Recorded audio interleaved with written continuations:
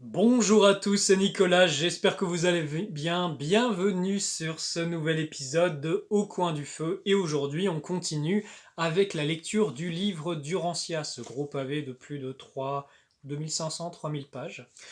Et aujourd'hui, on continue sur le thème des princes planétaires. Et nous allons aborder le fascicule 66, page 741, qui s'intitule Le prince planétaire d'Urantia. Donc là, ça concerne directement notre planète et le prince planétaire qui était en responsabilité de notre planète avant qu'il ne soit déchu, parce c'était un rebelle luciférien. Ok, vous êtes prêts? Accrochez-vous, préparez une petite boisson, installez-vous confortablement et c'est parti pour la lecture. Fascicule 66. Le prince planétaire d'Urantia. L'avènement d'un fils Lanonadek sur un monde moyen signifie que la volonté, la faculté de choisir est essentielle de la survie. De choisir le sentier de la survie éternelle. A pris naissance dans le mental de l'homme primitif, mais sur Urantia, le prince planétaire arriva presque un demi-million d'années après l'apparition de la volonté humaine. Il y a environ 500 000 ans, et concurremment avec l'apparition des 6 races de couleurs ou races sanguiques, Caligasta, le prince planétaire, arriva sur Ancia. Il avait alors sur Terre presque un demi-milliard d'êtres humains primitifs, largement dispersés sur l'Europe, l'Asie et l'Afrique. Le quartier général du prince établi en Mésopotamie était à peu près au centre du monde habité. Retenez bien ça, c'était en Mésopotamie. Caligasta était un fils Lanonadek, le numéro 9344 de l'ordre secondaire. Il avait acquis de l'expérience dans l'administration des affaires de l'univers local, en général et au cours des âges plus récents, dans la direction du système local de Satania en particulier. Antérieurement au règne de Lucifer sur Satania, Caligasta avait été attaché au comité consultatif des porteurs de vie sur Jérusalem. Lucifer promut Caligasta à une position dans son état-major personnel, et il accomplit assez bien cinq missions successives d'honneur et de confiance. Caligasta chercha très tôt à obtenir un mandat de prince planétaire, mais à plusieurs reprises, lorsque sa requête fut présentée à l'approbation des conseils de la constellation, elle n'obtint pas l'assentiment des pairs de la constellation. Caligasta semblait particulièrement désireux d'être envoyé comme dirigeant planétaire sur un monde décimal ou de vie modifiée. Parce que tous les 10 mondes habités, en fait, il y a une particularité. Après plusieurs rejets de sa demande, il fut finalement affecté sur Urantia. Caligasta quitta Jérusalem pour sa mission de dirigeant d'une planète avec une réputation enviable de fidélité et de dévouement au bien-être de son univers d'origine et de résidence, nonobstant une certaine instabilité caractéristique doublée d'une tendance à désapprouver en certaines affaires mineures l'ordre établi. Il y avait déjà un petit peu des graines de rebelles chez lui, semble-t-il. J'étais présent à Jérusalem lorsque le brillant Caligasta quitta la capitale du système. Nul prince planétaire ne s'embarqua jamais pour une carrière de règne sur un monde avec une expérience préparatoire plus riche, ni avec de plus belles perspectives que Caligasta en ce jour mémorable.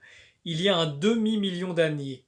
Une chose est certaine, tandis que j'exécutais ma tâche de transmettre le récit de cet événement sur les télédiffusions de l'univers local, je ne nourrissais pas un instant, même au moindre degré, l'idée que ce noble Lanonadek trahirait sitôt sa mission sacrée de conservateur planétaire et souillerait si horriblement le beau nom de son ordre élevé de fils de l'univers. Je considère vraiment Urantia comme l'un des 5 ou 6 planètes les plus privilégiées de tout Satania pour avoir un penseur aussi expérimenté et aussi brillant et original au gouvernail de ses affaires mondiales. Je ne comprenais pas alors que Caligasta était en train de tomber insidieusement amoureux de lui-même. Je ne saisis pas encore pleinement la subtilité de l'orgueil de la personnalité. Et oui, souvenez-vous, c'est ce qui a fait causer la chute de Lucifer, en fait, l'orgueil et l'amour propre de soi. Voilà, je vous renvoie aux vidéos sur la rébellion luciférienne qui sont passionnantes. 2. L'état-major du prince, deuxième chapitre. Le prince planétaire d'Urantia ne fut pas envoyé seul pour accomplir sa mission. Il était accompagné du corps habituel d'adjoints administratifs et d'assistants. À la tête de ce groupe se trouvait Daligasta, adjoint associé du prince planétaire. Daligasta était aussi un fils l'Anonadec secondaire et portait le numéro 319 407 de cet ordre. Il avait rang d'assistant au moment de son affectation comme associé de Caligasta. L'état-major planétaire comprenait un grand nombre de coopérateurs angéliques et une foule d'autres êtres célestes chargés de faire progresser les intérêts et de promouvoir le bien-être des races humaines. Mais de votre point de vue, le groupe le plus intéressant était celui des membres corporels de l'état-major du prince, ceux que l'on appelait parfois les 100 de Caligasta. Les 100 membres rematérialisés de l'état-major du prince furent choisis par Caligasta parmi plus de 785 000 citoyens ascendants de Jérusalem qui se portèrent volontaires pour se lancer dans l'aventure d'Urantia. Chacun des élus venait d'une planète différente et aucun d'entre eux ne venait d'Urantia. Ces volontaires de Jérusalem furent directement amenés de la capitale du système sur Urantia par transport séraphique. Après leur arrivée, ils furent maintenus en séraphinés jusqu'à ce que l'on ait pu leur procurer des formes de personnalité de double nature, de service planétaire spécial, un véritable corps physique formé de chair et de sang, mais également en résonance avec les circuits de vie du système. Peu de temps avant l'arrivée des 100 citoyens de Jérusalem, les deux porteurs de vie supérieurs qui résidaient sur Ancia et qui avaient déjà leur plan mis au point demandèrent à Jérusalem et à Densia la permission de transplanter le plasma vital de 100 survivants sélectionnés de la race d'Andon et Fanta. C'est un petit peu les premiers archétypes d'êtres humains après les singes, d'après le livre bien sûr, dans les corps matériels prévus pour les membres corporels de l'état-major du prince. La requête fut accordée sur Jérusalem et approuvée sur Edensia. Edensia, c'est la capitale du système de Satania, dans lequel se trouve notre monde, et Jérusalem, c'est la capitale de l'univers local de Nébadon, de ce que je me souviens. En conséquence, les porteurs de vie choisirent la prospérité d'Andon et de Fonta, 5 hommes et 5 femmes, qui représentait la survivante des meilleures lignées de cette race unique. À une ou deux expressions près, ces Andonites qui contribuèrent à faire progresser la race étaient étrangers les uns aux autres. Partant d'endroits très éloignés, ils furent rassemblés au seuil du quartier général planétaire du prince grâce aux directives des ajusteurs de pensée coordonnés avec des gouvernements séraphiques. Et là, les 100 humains furent remis entre les mains de la commission. Fort expert et volontaire venu d'Avalon, qui dirigea l'extraction matérielle d'une portion du plasma vital et de ses descendants d'Andon. Ces matériaux vivants furent ensuite transférés dans le corps matériel construit à l'usage des 100 membres jérusalémites de l'état-major du prince.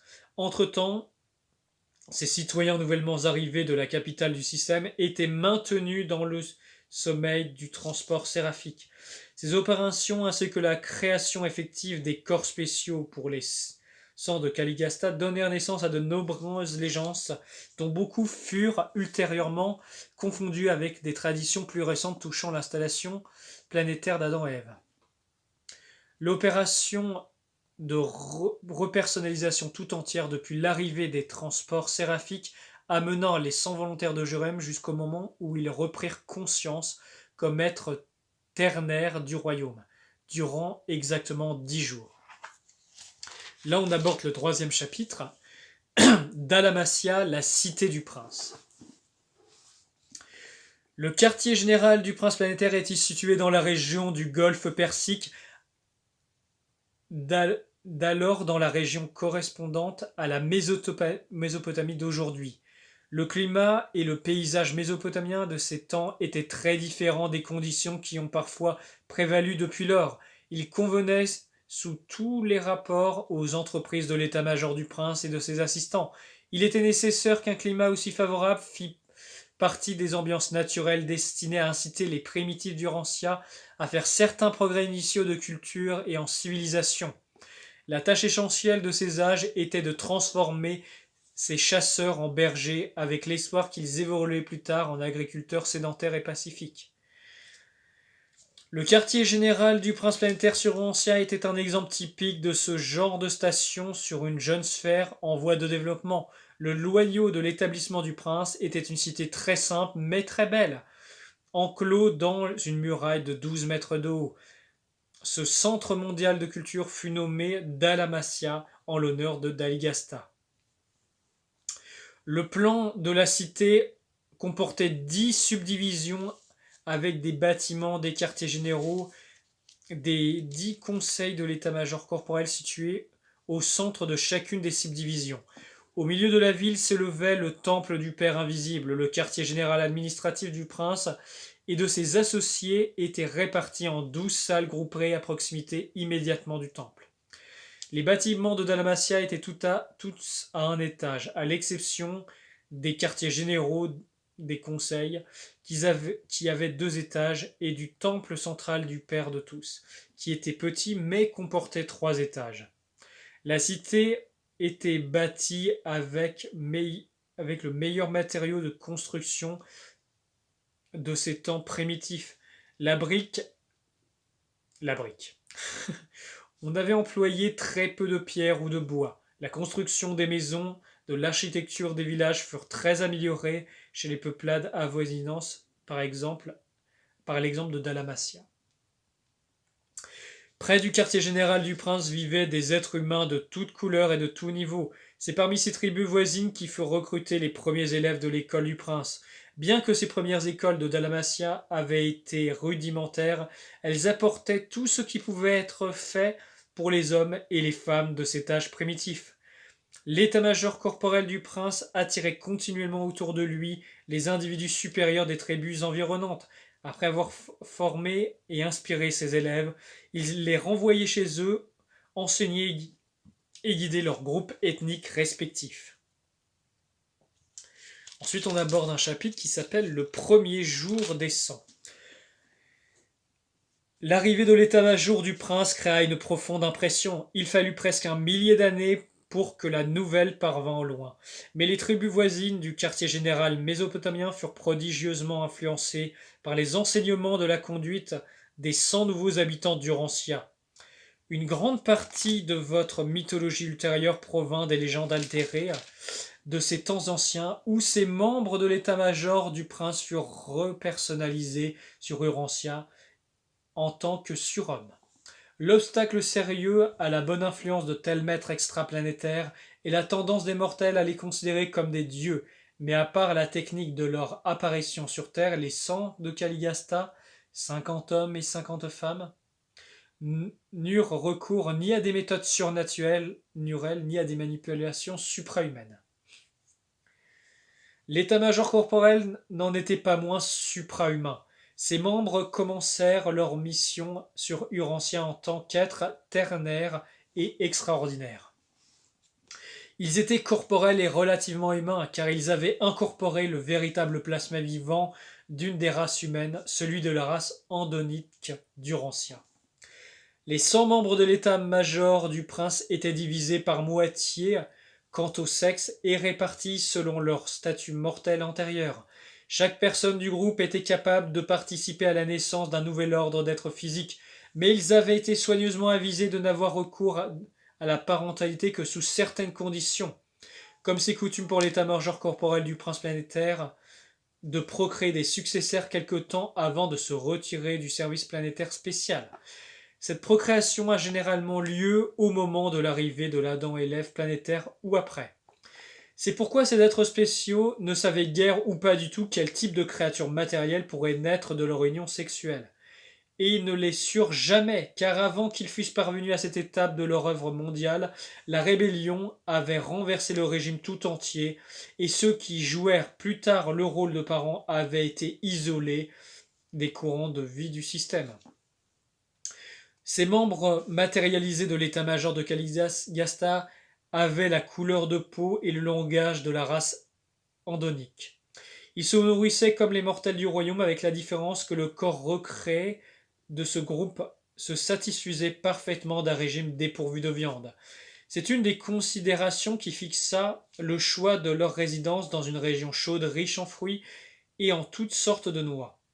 Les pratiques consistant à vivre d'un régime dépourvu de viande remontent au temps des sangs de Caligasta.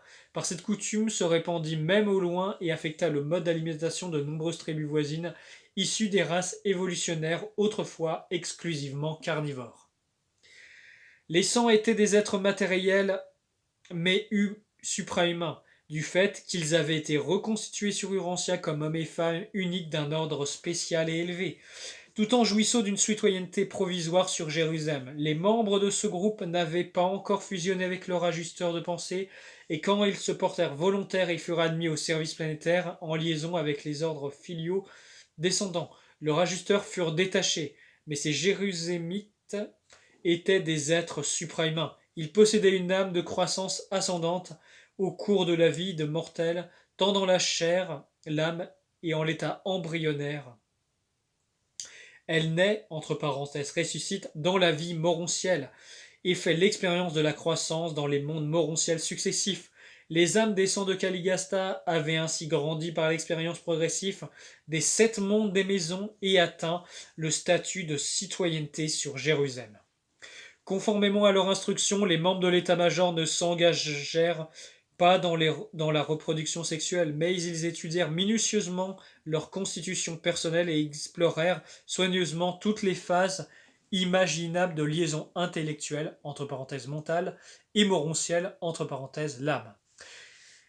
C'est au cours de la 33e année de leur séjour à Dalmatia, longtemps avant que le rempart ne fût terminé, que le numéro 2 et le numéro 7 du groupe Danite découvrirent par hasard un phénomène accompagnant la liaison de leur moi moronciel, entre parenthèses, censément non sexuel et non matériel.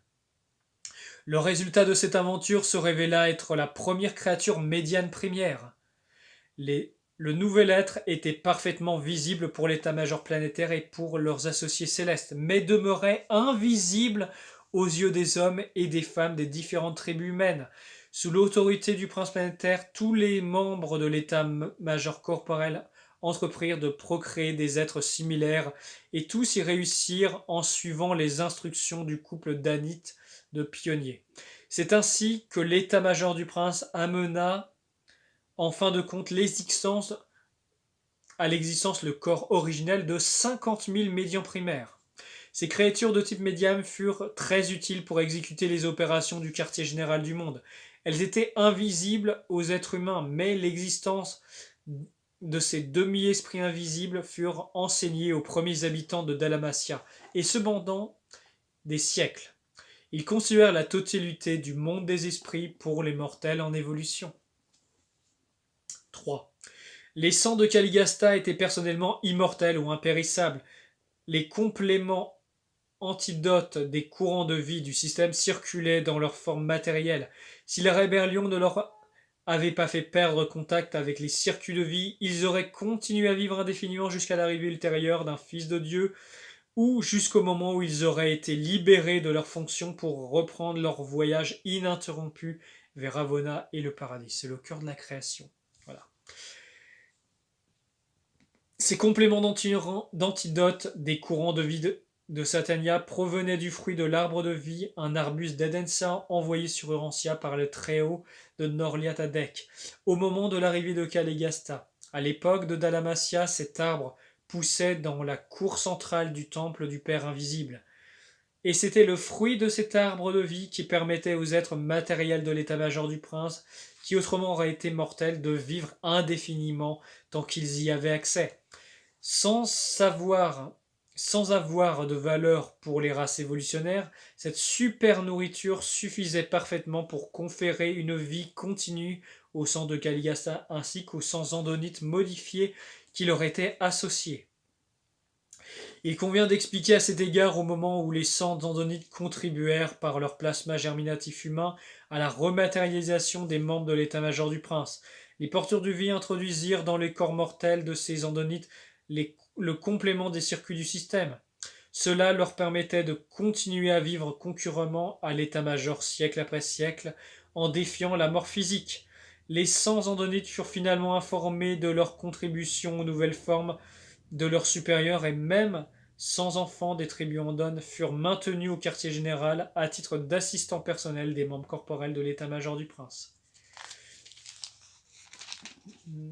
Alors là, il y a l'organisation des sangs. Et on va voir comment aussi l'éducation des êtres humains primitifs de l'époque s'était fait avec leur organisation. Les sangs étaient organisés pour le service de 10 conseils autonomes de 10 membres chacun. Lorsque 2 conseils au moins siégeaient en session commune, ces assemblées de liaison étaient présidées par Daligasta. Ces 10 groupes étaient constitués comme suit. Hop là. 1.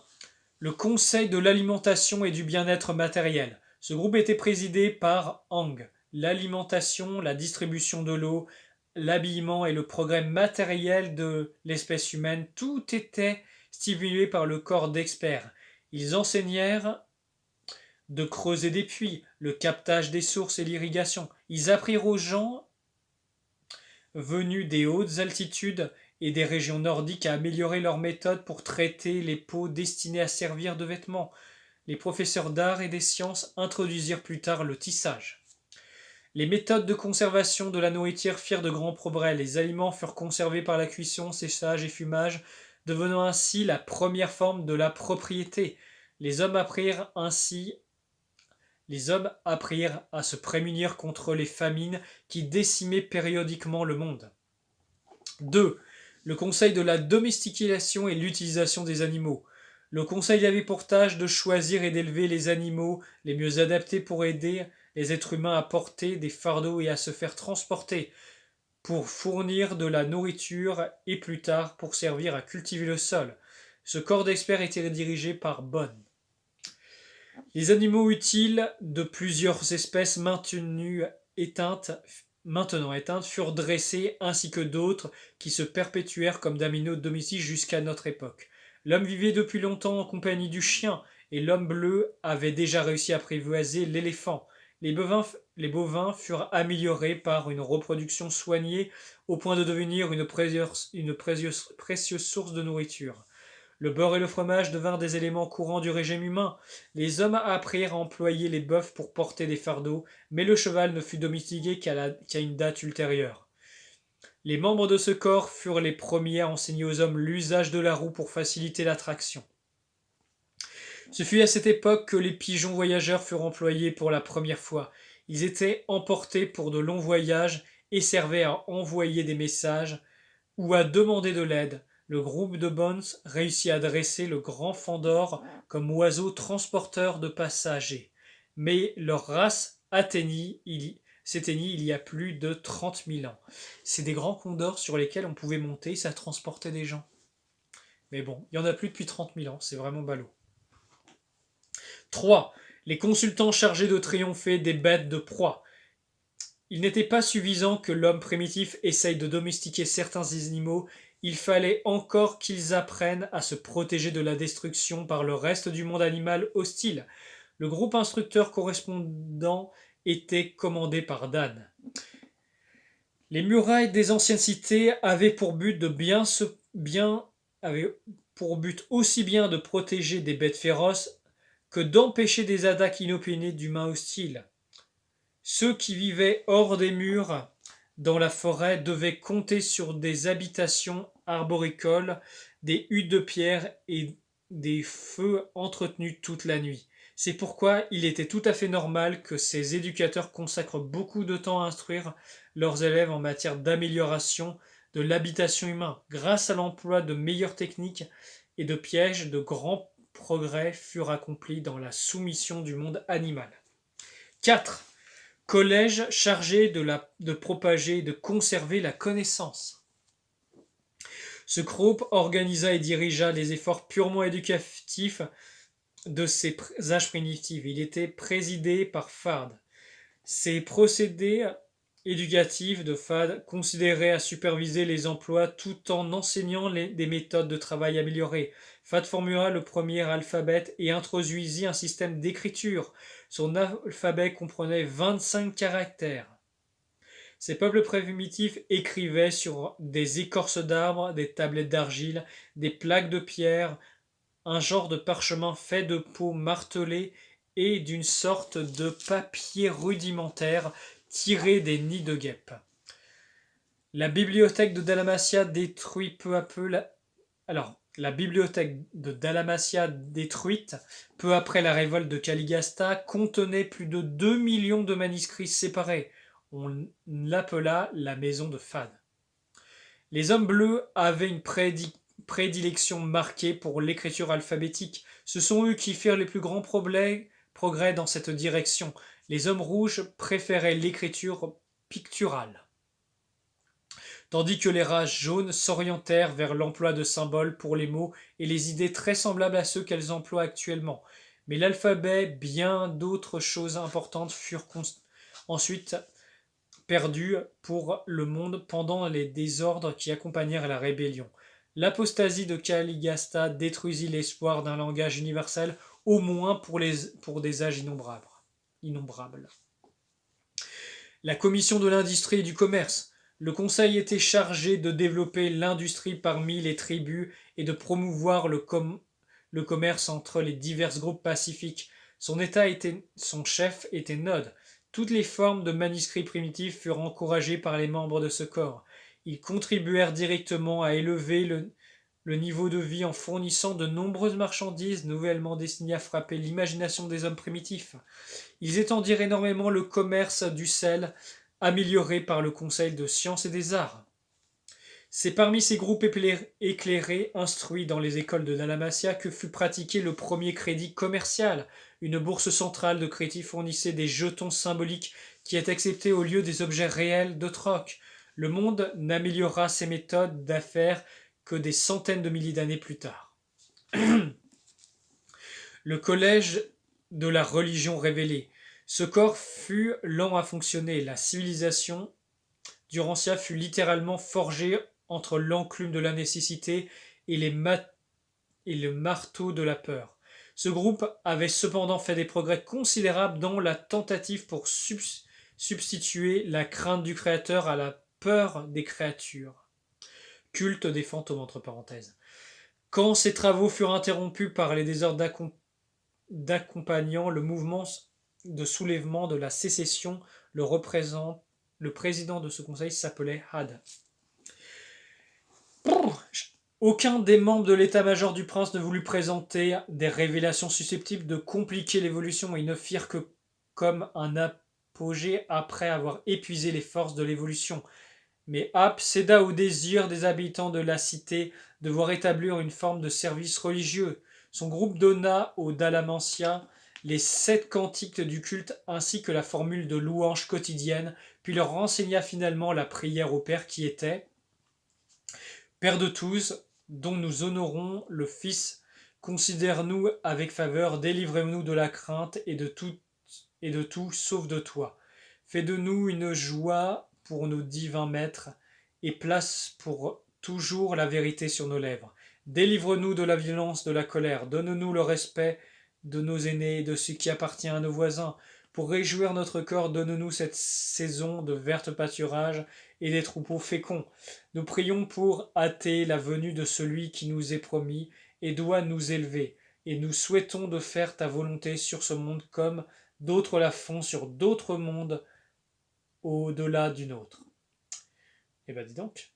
Bien que l'état-major du prince fût limité aux moyens naturels et aux méthodes ordinaires d'amélioration des races, il présenta la promesse du don adamique d'une nouvelle race comme but de la croissance évolutionnaire après que son développement biologique aurait été atteint. Attendez, je regarde. Oui, c'est un gros chapitre. Hein. On y va, on continue. J'en étais où?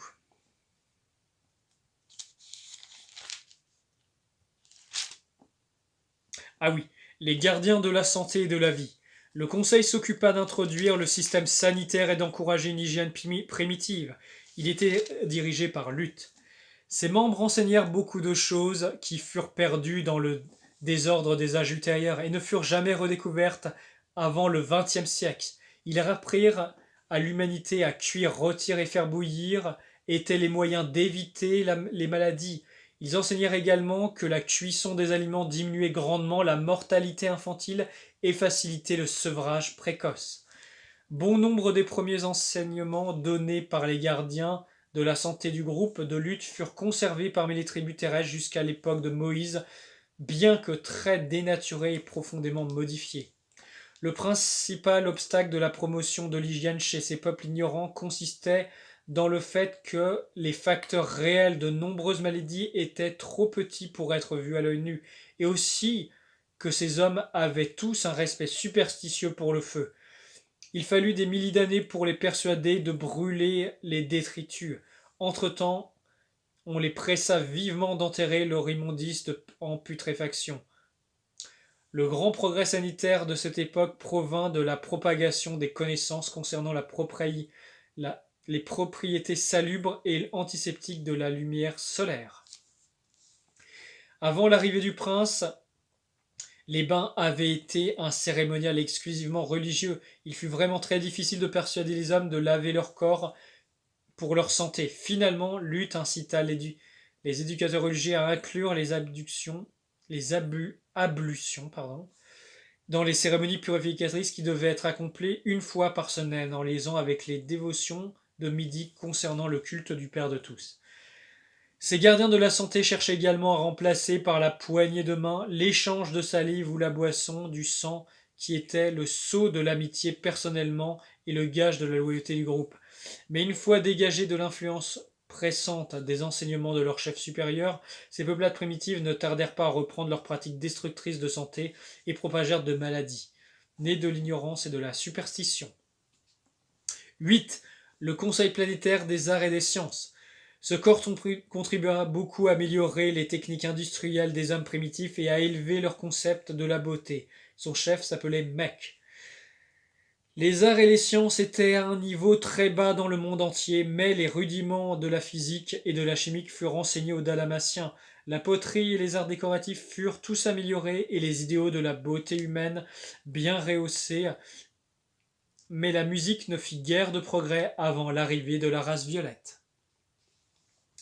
Malgré les indications réitérées de leurs éducations, ces hommes primitifs ne consentirent pas à faire des expériences sur leurs énergies de la vapeur.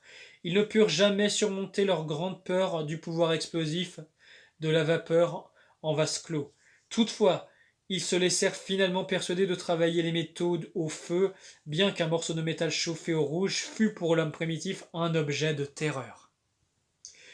Mec contribua beaucoup à élever la culture des andonistes et à améliorer les arts des hommes bleus. Un croisement des hommes bleus avec des hommes très doués artistiquement, et beaucoup d'entre eux devinrent des maîtres sculpteurs. Ils ne travaillèrent ni la pierre ni le marbre, mais leurs œuvres d'argile durcie par cuisson ornaient les jardins de Dalmatia. Les artistes ménagers firent de grands progrès, dont la plupart furent perdus pendant les longs âges sombres de la rébellion et ne furent jamais retrouvés avant les temps modernes. 9. Les gouvernements des relations tribales supérieures. C'était le groupe chargé d'élever la société humaine au niveau d'un État. Son chef était Tut. Ces dirigeants contribuèrent beaucoup à provoquer des mariages entre membres de tribus différentes. Ils encouragèrent les humains à se faire la cour et à se marier après mûre réflexion, ample occasion de faire connaissance. Les danses purement guerrières furent affinées et mises au service de fins sociales précieuses. De nombreux jeux d'émulation furent introduits mais les anciens peuples étaient austères. Le sens de l'humour ne florissait guère dans ces tribus primitives. Ces pratiques ne survécurent guère au désordre causé par l'insurrection planétaire. Alors, petite explication, le rire vient de la race de la sixième race, de la race adamique. Ça, ils le disent bien plus tard dans le livre. Tut et ses associés travaillèrent à promouvoir des associations collectives de nature pacifique, à réglementer, à humaniser la guerre, à coordonner les relations entre tribus et à améliorer les gouvernements tribaux. Une culture plus avancée se développa dans les parages de Dalmatia et cette amélioration des relations sociales eut une influence très heureuse sur les tribus lointaines. Mais le type de civilisation qui prévalait au quartier général du prince était tout à fait différente de la société barbare qui évoluait ailleurs, tout comme au Cap en Afrique du Sud. La société contemporaine est totalement différente de la culture rudimentaire des Boshiman de petite taille vivant au nord. 10. La Cour suprême de coordination tribale et de coopération raciale. Ce Conseil suprême était dirigé par Van et servait de cour d'appel pour les 9 autres commissions spéciales chargées de superviser les affaires humaines. Le Conseil avait un vaste champ d'action car il était chargé de toutes les affaires terrestres ne ressortissant pas spécialement des autres groupes. Ce corps choisi avait reçu d'Edensa l'approbation des pairs de constellation avant d'être autorisé à remplir les fonctions de Cour suprême d'Urantia.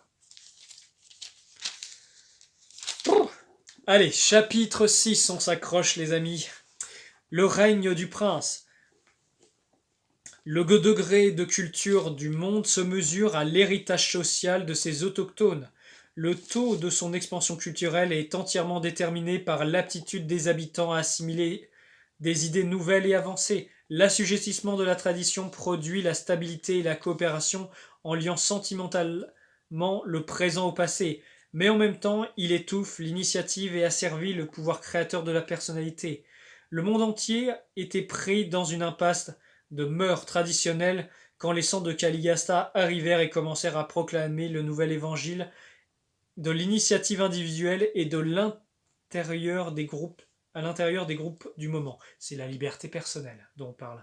Lors de la rébellion luciférienne, c'est ça qui a été prôné sur Terre et qui a détruit l'humanité au passage. Mais cette règle bénéfique fut si rapidement interrompue que les races n'ont jamais été entièrement libérées de l'esclavage des coutumes de la mode continue encore à dominer indûment Usantia. Les sangs de Caligasta, diplômés des mondes des maisons de Satania, connaissaient bien les arts, la culture de Jérusalem, mais une telle connaissance est presque sans valeur sur une planète barbare peuplée d'humains primitifs. Ces êtres sages étaient trop avisés pour entreprendre la transformation soudaine ou le reversement en masse des races primitives de ce temps. Ils comprenaient bien la lenteur de l'évolution de l'espèce humaine, et ils s'abstinrent sagement de toute tentative pour modifier radicalement le mode de vie des hommes sur Terre. Chacun des 10 commissions planétaires se mit à faire progresser lentement et naturellement les intérêts dont elle avait été en charge. Leur plan consistait à attirer les membres des tribus environnantes au mental mieux développé et après avoir informé et à les renvoyer chez leur peuple respectifs comme émissaires de progrès social.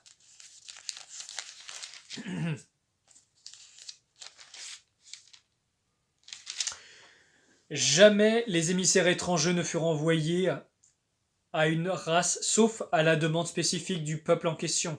Ceux qui travaillaient à l'élévation et au progrès d'une tribu ou d'une race donnée étaient toujours natifs de cette tribu ou cette race. Les Sangs n'auraient jamais tenté d'imposer à une tribu les habitudes et les mœurs d'une autre race, même supérieure. Ils travaillaient toujours patiemment à élever et à faire progresser chaque race, les meilleurs ayant subi l'épreuve du temps. Les peuples simples d'Urantia apportèrent leurs coutumes sociales à Dalmatia, non pour les échanges contre des pratiques nouvelles et meilleures, mais pour qu'elles fussent magnifiées au contact d'une culture plus élevée en association avec les hommes au mental supérieur. Le processus était lent mais très efficace. Les instructeurs de Dalmatia cherchèrent à ajouter une sélection sociale consciente et à la sélection purement nature de l'évolution biologique. Ils ne déréglèrent pas la société humaine, mais accélérèrent notamment son évolution normale et naturelle. Leur mobile était la pression par l'évolution et non la révolution par la révélation. Il avait fallu des âges à la race humaine pour acquérir un peu de religion et de morale qu'elle possédait, et ces surhommes étaient trop avisés pour dérober à l'humanité ces quelques progrès en la jetant dans la confusion et la consternation qui apparaissait toujours quand des êtres éclairés supérieurs entreprennent d'élever les races arriérées en les instruisant et en les éclairant à l'excès. Donc ça veut dire qu'ils respectent le développement de l'évolution des races et ne les brusquent pas. Donc c'est très respectueux. Lorsque des missions chrétiennes s'en vont au cœur de l'Afrique ou au fil des où fils et filles sont censés rester sous l'autorité et la direction de leurs parents pendant toute la vie de ces derniers, ils n'apportent que le désordre et l'effondrement de toute autorité quand ils cherchent au cours d'une seule génération à remplacer cette pratique par l'enseignement que les enfants doivent être libérés de toute entrave familiale après l'âge de 21 ans. Il y a tout un chapitre qui parle de la vie à Dalmatia, mais je vous avoue que je préfère terminer cette vidéo par les mécomptes de Caligasta et qu'est-ce qui a entraîné la rébellion luciférienne avec sa rébellion. Donc, quand nous nous penchons, c'est le dernier chapitre que je vais vous lire pour aujourd'hui. Quand nous nous penchons sur la longue carrière de Caligasta, nous nous trouvons dans la conduite qu'un seul trait caractéristique susceptible d'attirer l'attention. Il était ultra individualiste. Il avait tendance à prendre parti pour presque tous les protestataires et il accordait généralement sa sympathie à ceux qui exprimaient avec modération des critiques implicites. Nous détectons que cette tendance à mal supporter l'autorité, à s'offenser légèrement de toute forme de contrôle, a apparu de bonne heure chez lui. Il était légèrement froissé des conseils de ses aînés et quelque peu rétif à toute autorité supérieure. Il n'en avait pas moindrement fait preuve de loyauté envers les chefs de l'univers et d'obéissance aux ordres du Père de la constellation. Chaque fois qu'il avait été mis à l'épreuve, nul véritable faux ne lui fut jamais trouvé en lui jusqu'au moment de sa honteuse trahison d'Urantia. Il convint de remarquer que Lucifer et Caligasta avaient tous deux été patiemment instruits et affectueusement avertis de leur tendance à critiquer et du développement subtil de leur orgueil. Il avait pour corollaire un sentiment exagéré de leur propre importance, l'importance de soi les amis. Mais tous ces efforts pour leur aider avaient été interpellés à tort comme des critiques sans fondement et des ingérences injustifiées dans leur liberté personnelle. Caligasta et Lucifer estimèrent tous deux que leurs conseils amicaux étaient animés par les mobiles fort répréhensibles qui commençaient à dominer leurs propres pensées déformées de leur propre conception erronée. Ils jugèrent leurs généreux conseillers d'après l'évolution de leur propre égoïsme. Ah, c'est chaud. À partir de l'arrivée du prince Caligasta, la civilisation planétaire progressa d'une manière assez normale pendant près de 300 000 ans. À part le fait qu'Urantia était une sphère de vie modifiée, donc sujette à de nombreuses irrégularités et à des épisodes inhabituels de fluctuations évolutionnaires, la carrière de la planète se poursuivit de façon très satisfaisante au moment de la rébellion de Lucifer et de la trahison simultanée de Caligasta. Toute la partie de l'histoire qui leur est postérieure a été irrémédiablement modifiée par cette erreur catastrophique ainsi que par l'échec ultérieur d'Adam et Ève et l'accomplissement de leur mission planétaire. Le prince d'Urantia sombra dans les ténèbres au moment de la rébellion de Lucifer, précipitant ainsi la planète dans un long désordre. Il fut ensuite privé de l'autorité souveraine par l'action coordonnée des chefs de constellation et d'autres autorités de l'univers. Il partagea les inévitables vicissitudes de l'isolement d'Urantia jusqu'à l'époque du séjour d'Adam sur la planète et contribua à faire échouer le plan de relèvement des races humaines par l'infusion du sang vital de la nouvelle race violette, les descendants d'Adam et Ève. Le pouvoir qu'avait le prince déchu de troubler les affaires humaines fut considérablement restreint par l'influence de Machivanta Melchizedek, qui s'incarnant à l'époque d'Abraham par la suite. Ah oui, c'était le prophète de Salem, qui s'incarne à l'époque d'Abraham. Par la suite, au cours de l'incarnation de Michael, le prince traître fut finalement dépouillé de toute autorité sur Urantia.